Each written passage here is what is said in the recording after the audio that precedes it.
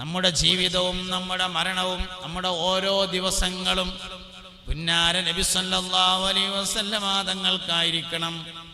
അതാണ് പ്രപഞ്ചത്തിന്റെ അടിസ്ഥാനം, അതാണ് ഈമാന്റെ അടിസ്ഥാനം എന്ന് മനസ്സിലാക്കണം. അതിൽ നിന്ന് വരുന്നതാണ് ഇത്തിബാ. മഹബത്തിൽ നിന്നാണ് ഇത്തിബാ വരിക. അതായത് ഇത്തിബാവ് കൊണ്ട് മഹബത്തുണ്ടായിക്കൊള്ളണമെന്നില്ല. അതേ സമയത്ത് മഹബത്ത് കൊണ്ട് ഇത്തിബാവ് ഉണ്ടാവും. ഒരാൾ ഇത്തിബാ ചെയ്തു, നല്ല വെള്ളത്തുണിയും വെള്ളക്കുപ്പായൊക്കെ കെട്ടു, നബി തങ്ങളോടുള്ള ഇത്തിബാ, നല്ലൊരു തലയെക്കെട്ടോ കെട്ടി വാലുള്ള ഇഷ്കുണ്ടായിക്കോണമെന്നൊന്നുമില്ല. അതേ സമയത്ത് ഇഷ്കുണ്ടെങ്കിൽ ഇത്തിബാ ഓട്ടോമാറ്റിക്കായിട്ട് വരും. ഇത്തിബാ ഉണ്ടായിട്ട് ഇഷ്കുണ്ടാവലല്ല, ഇഷ്കുണ്ടായിട്ട് മഹബ്ബത്തുൻ നബി സല്ലല്ലാഹു അലൈഹി വസല്ലം ഉണ്ടായിട്ട് ഇത്തിബാ ഉണ്ടാവലാണ് ഉണ്ടാവുക.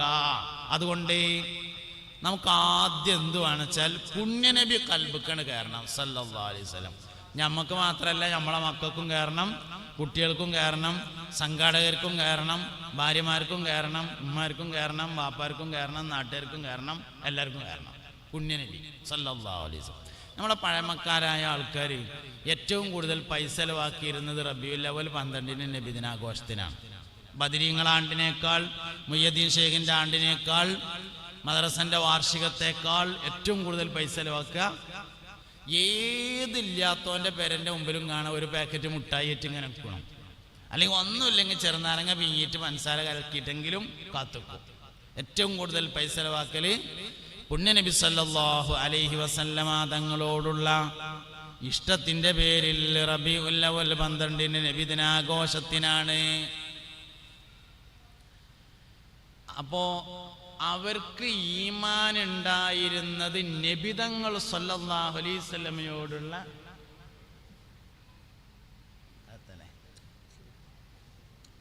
അടങ്ങാത്ത താല്പര്യം കൊണ്ടാണ് എന്ന് മനസ്സിലാക്കാം. അപ്പം നമുക്ക് ആദ്യം വേണ്ടത്, എന്നിട്ട് അതിൽ നിന്ന് വരുന്ന ഇത്തിബാ, അത് നമ്മുടെ ജീവിതമായിട്ട് മാറണം. ഞാനൊരു 3 കാര്യങ്ങൾ നിങ്ങളുടെ ശ്രദ്ധയിൽപ്പെടുത്തുകയാണ്. ഒന്നാമത്തെ കാര്യം നിയ്യത്ത് കൊണ്ട് ആബിദീങ്ങളാവണം. അതാണ് ഒരു കാര്യം. ഞാൻ വിശദീകരിച്ച് പറയട്ടോ. നിയ്യത്ത് കൊണ്ട് ആബിദീങ്ങളാവണം. രണ്ടാമത്തെ കാര്യം, മുഹമ്മദ് നബി സല്ലല്ലാഹു അലൈഹി വസല്ലമയോടുള്ള മഹബത്ത് കൊണ്ട് ഈമാനുള്ളവരായി തീരണം. ഒക്കെ വിശദീകരിച്ച് പറയാം. മൂന്നാമത്തെ കാര്യം, ശരീഅത്തിന്റെ ആനുകൂല്യങ്ങളെ ഉപയോഗപ്പെടുത്തി ഇബാദത്ത് ചെയ്യണം. 3 കാര്യങ്ങളാണ്, വിശദമായി പറയാം. 1, നിയ്യത്ത് കൊണ്ട് ആബിദീങ്ങളാവണം. അതാണ് ആദ്യം പറഞ്ഞ ആശയം. നിയ്യത്ത് കൊണ്ട് ആബിദീങ്ങളാവുക എന്ന് പറഞ്ഞാൽ നമ്മൾ ചെയ്തുകൊണ്ടിരിക്കുന്ന കാര്യത്തിൻ്റെ നിയ്യത്ത് ക്ലിയറാക്കിയാൽ ഇബാദത്താവും. ക്യാമറക്കാരൻ ക്യാമറ വെച്ചിങ്ങനെ ഇരിക്കണതിൻ്റെ നിയ്യത്ത് നേരാക്കിയാൽ ഇബാദത്താവും. മയക്കക്കാരൻ മയക്കൻ്റെ അടുത്ത് ഇങ്ങനെ ഇരിക്കണതിൻ്റെ നിയ്യത്ത് നേരാക്കിയാൽ ഇബാദത്താവും. വയല് പറഞ്ഞ ആള് വയല് പറഞ്ഞതിൻ്റെ നിയ്യത്ത് നേരാക്കിയാൽ ഇബാദത്താവും. കേട്ടുകൊണ്ടിരിക്കുന്നവർ കേൾക്കുന്നതിൻ്റെ നിയ്യത്ത് ശരിയാക്കിയാൽ ഇബാദത്താവും. ഫറദിലേക്കുള്ള വഴി ഫറലും സുന്നത്തിലേക്കുള്ള വഴി സുന്നത്തുമായിരിക്കും. നല്ലോണം ശ്രദ്ധിക്കണം കേട്ടോ, നല്ലോണം ശ്രദ്ധിക്കണേ. ഒരാൾ രാത്രി കിടന്നുറങ്ങാണ്. ഉറങ്ങുമ്പോൾ അങ്ങനെ വിചാരിച്ചു, നാളെ ഇപ്പോൾ ഒരു കല്യാണത്തിന് പോകാണ്ട്, അപ്പോൾ നേരത്തെ നീക്കാൻ വേണ്ടി വേഗം കിടക്കട്ടെ എന്ന് തീരുമാനിച്ചു. കല്യാണത്തിന് പോകൽ സുന്നത്താണല്ലോ, അതുകൊണ്ട് ഉറങ്ങൽ എന്തായി? സുന്നത്തായി.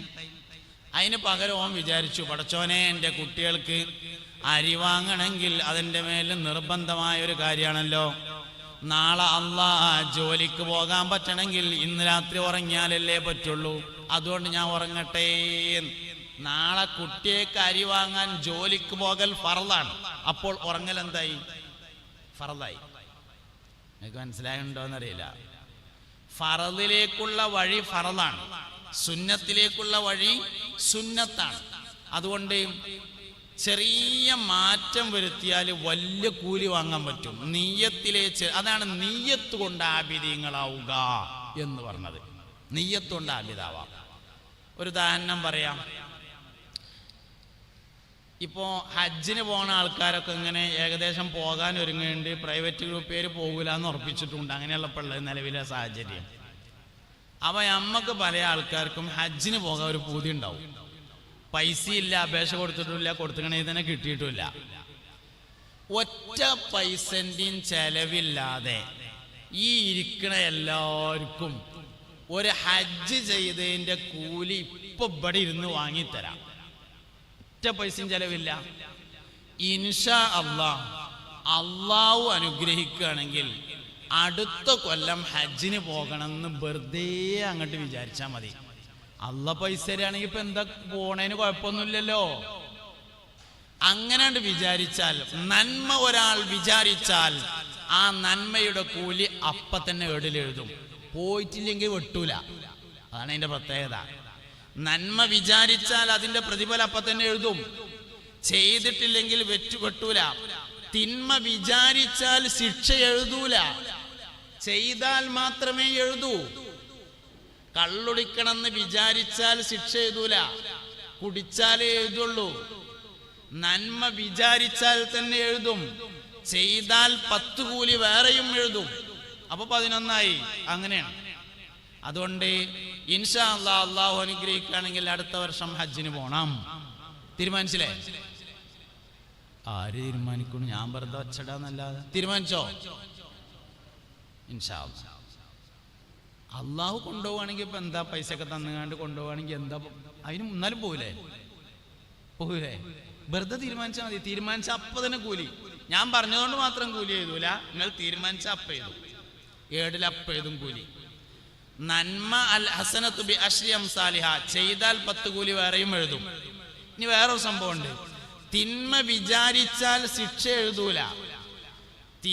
ഒരാൾ കള്ളുടിക്കണമെന്ന് വിചാരിച്ചു, ശിക്ഷ എഴുതൂല. കള്ളു കുടിക്കണമെന്ന് വിചാരിച്ചിട്ട് കുറച്ച് കഴിഞ്ഞപ്പോ അല്ലെങ്കിൽ വേണ്ടാന്ന് തീരുമാനിച്ച കൂലി എഴുതും. തിന്മ വിചാരിച്ചിട്ട് ക്യാൻസൽ ചെയ്ത നന്മയായി, അതപ്പ തന്നെ എഴുതും. തിന്മ അപ്പ തന്നെ എഴുതൂല. എന്താ അറിയാത്ത മാതിരി ഇരിക്കുന്നത്? മലയാളത്തിൽ തന്നെ അല്ലേ ഞാൻ പറയണേ? ആണ്. മലയാളം തിരിയുണ്ടല്ലോ. കൊടുങ്ങല്ലൂർ ഭാഷയല്ല, പിന്നെ മലപ്പുറം ഭാഷയാണെന്നുള്ളൂ. അത് നിങ്ങൾക്ക് മനസ്സിലാവും. മനസ്സിലാകാത്തൊരു ഭാഷ ഒന്നല്ല അത്. മലപ്പുറത്ത് മനസ്സിലാകാത്ത ഭാഷയും ഉണ്ട് കേട്ടോ, പക്ഷെ അത് ഞാൻ അങ്ങനെ ഉപയോഗിക്കലില്ല. മനസ്സിലാകുന്ന ഭാഷയാണ് ഉപയോഗിക്കണേ. നിങ്ങൾക്ക് മനസ്സിലാകാത്ത ഭാഷയുണ്ട് അവിടെ.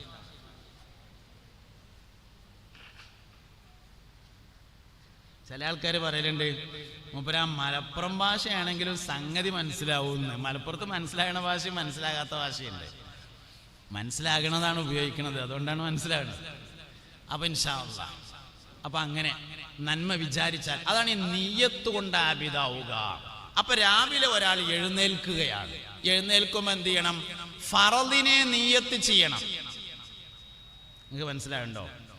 നമ്മൾ രാവിലെ കുട്ടികളെ വിളിക്കുകയാണ്, മോനെ അംജദേ മദ്രസ പോകാൻ എഴുന്നേൽക്ക്, മോനെ അംജദേ സുബഹി നിസ്കരിക്കാൻ എഴുന്നേൽക്ക്.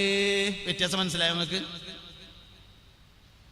വ്യത്യാസം മനസ്സിലായ തലെങ്കിലൊന്നും ഇളകൂല. ഏറ്റവും ചുരുങ്ങിയത്